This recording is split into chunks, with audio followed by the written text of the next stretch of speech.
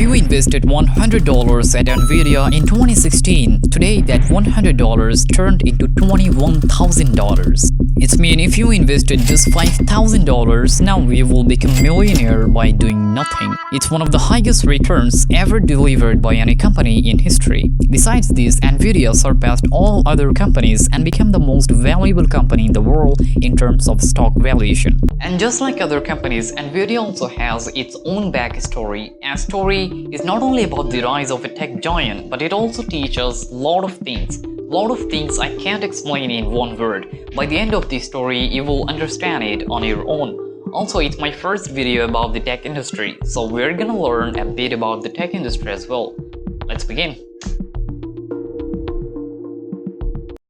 The idea to create Nvidia came to the minds of three friends who often meet for a dinner at a Danish restaurant on the side of a road in California. Among these three people, two worked in a company called Sun Microsystem and the other one worked at LSI Corporation. Sun Microsystem was a company that built computer systems and servers, and LSI produced different custom chips. Because of this, the two companies worked in partnership. That is basically how these guys meet. All three of them had significant value at their companies. In 1989, they together built a graphics accelerator card which made both companies very profitable. In 1987, LSI Corporation's revenue was $262 million, and by 1990, it had grown to $656 million.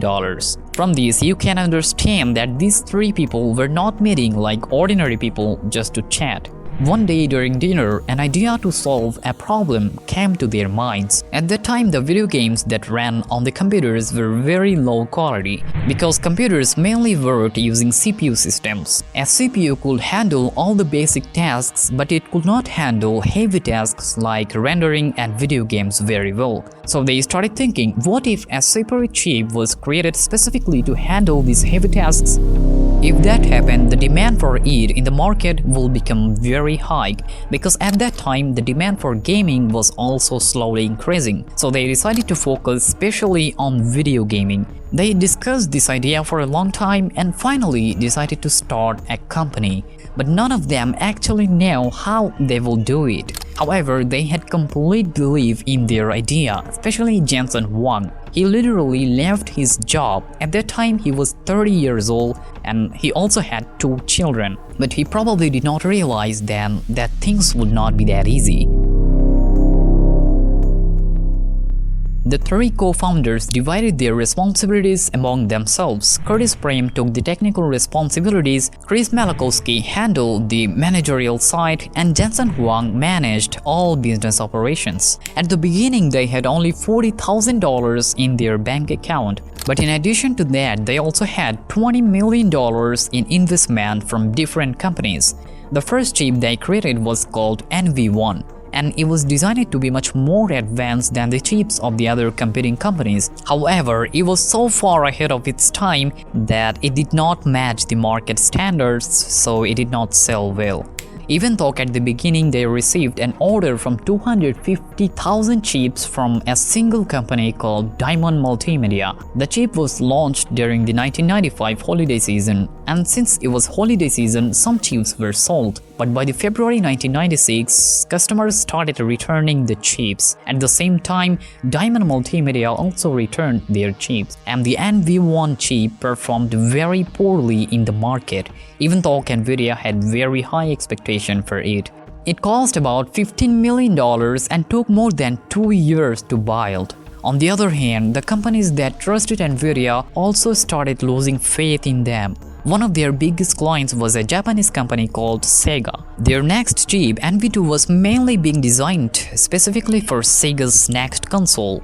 But in 1996, Sega cancelled the agreement with Nvidia and decided not to use NV2 in their next console. The situation for Nvidia became even worse when a new competitor appeared in the market.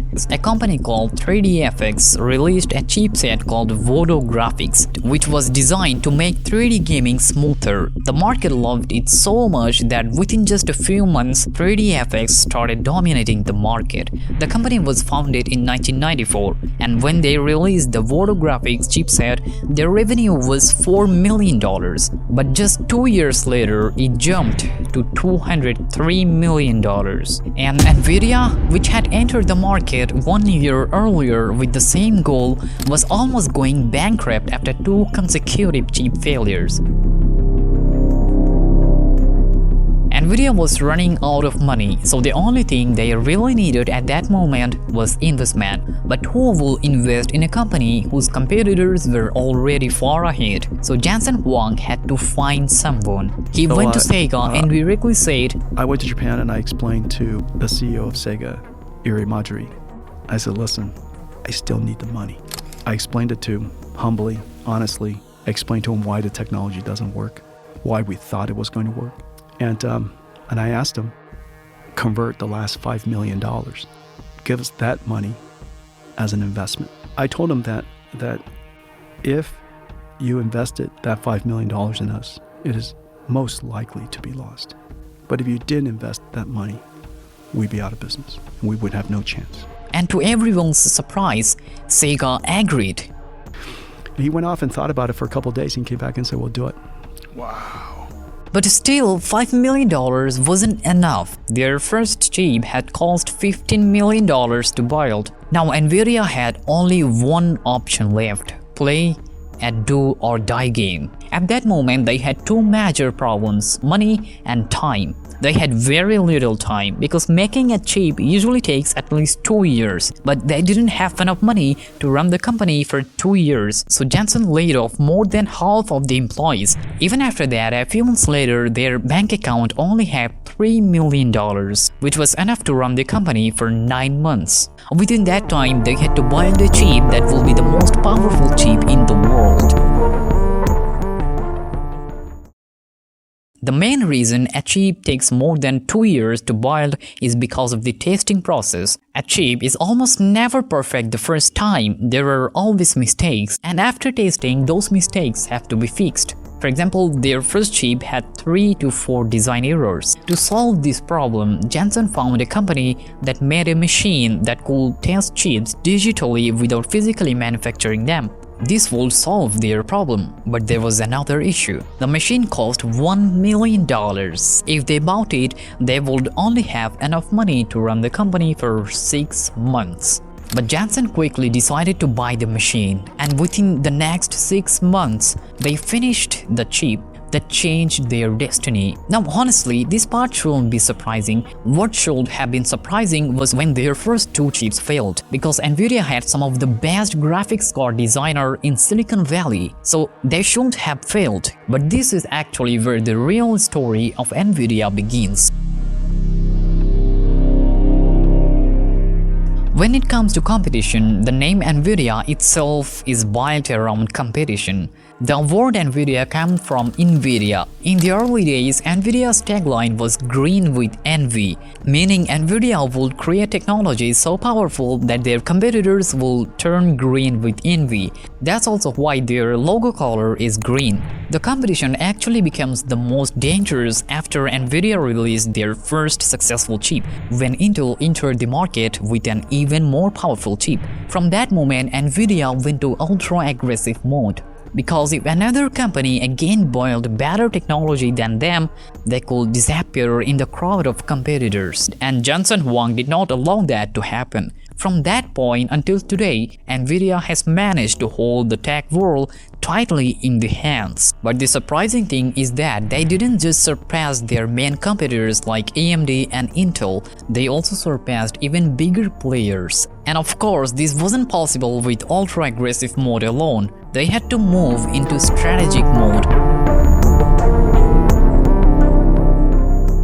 At the beginning, Nvidia started its journey with only gaming GPUs, but over time they created several other revenue segments such as data center, professional visualization, and automotive. these four major segments where Nvidia earns most of its revenue. They mainly operated everything through two major systems. First, research and development. Every year, they spend billions of dollars improving their chips. You can see this if you look at the generation of Nvidia's chips. Each generation isn't just a small improvement, they represent huge technological leaps. Second, building an AI ecosystem. Their AI software such as CUDA, TensorRT, DGX-OX. Without these technologies, the current AI era might have taken another 20 to 30 years to arrive. Through this, they are dominating the entire AI market. For example, when you search something on Google, the AI overview you see, the videos recommended to you on YouTube, or the reels that keep appearing one after another on Instagram, all of these systems ran through data centers. And these are heavy computational tasks, so normal CPUs cannot handle them efficiently. They require GPUs. And in the data center GPU market, Nvidia controls more than 90% of it. In addition, Nvidia's GPUs are used to train almost all generative AI systems such as ChatGPT, Gemini, Meta, Grok. Because Nvidia doesn't just sell GPUs, they also provide networking technologies and software platforms like CUDA. All of these are basically top-notch technologies, and that's why almost every AI company prefers to use Nvidia's chips. Nvidia is like a driving force of AI industry, which is very closely connected with it. Because of this, along with the AI boom, their valuation also boomed. And it wasn't just a matter of luck. Rather, they connected themselves with something revolutionary in such a way that when it improved, they also benefited from it. Entering the data center market was actually their smartest move. Because of this, they were able to dominate AI market, and it has also become the most important sector of their total revenue. However, when it comes to future predictions, there are two types of comments about Nvidia. First, that their growth opportunity is huge,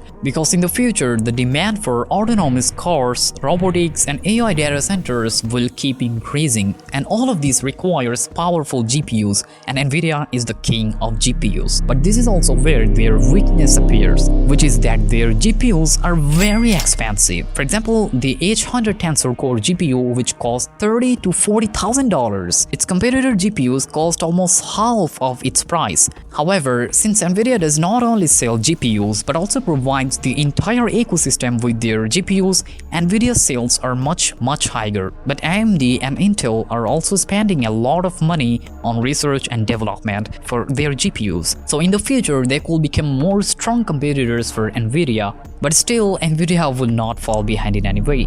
Now let's see what lessons can be learned from Nvidia's story. I will explain it very shortly. First, just start. Decide your principle and just start. When a solution to a problem comes to their minds, they quickly started everything. But do not keep very high expectation at the beginning, just like Nvidia did. Secondly, when it comes to risk, if you have belief in your idea, your work, and most importantly, your experience, take risk. Finally, the most important thing is not to think that you are finished after completing something. Instead, keep exploring different fields and keep improving your work over time. That's it. I can't talk in a roundabout way, so I said it very shortly. Hope you liked the video. See you in the next video.